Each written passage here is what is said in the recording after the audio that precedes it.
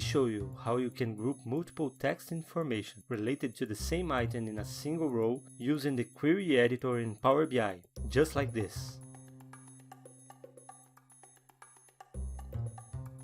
First, let's see the options we have when we use the Group By button.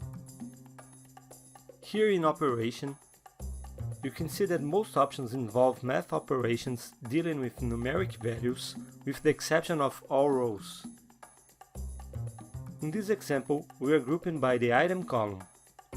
We'll name this new column as Total and choose the sum operation over the value column. Now here in the formula bar, we can see that the list.sum function was used. If we change the operation to average,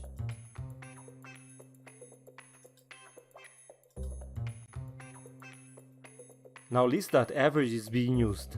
Most of those operations options you can also change right here by just replacing the function name to list.something, like list.sum, list.average, and so on. So if you want the maximum value, just type list.max here. Or if you want the minimum value, just type list.min.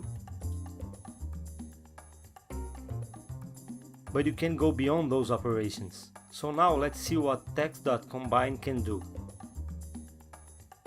This is a simple function that requires one parameter, which is a text list, as you can see here. But it also has an optional parameter, which is a separator.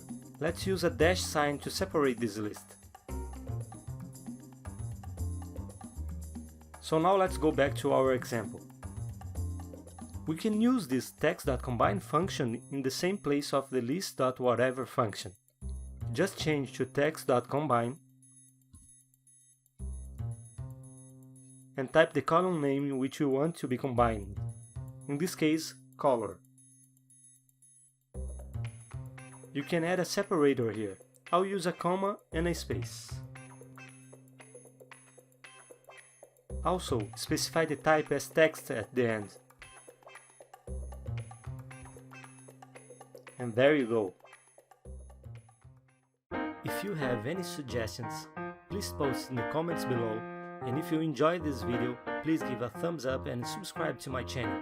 See you soon!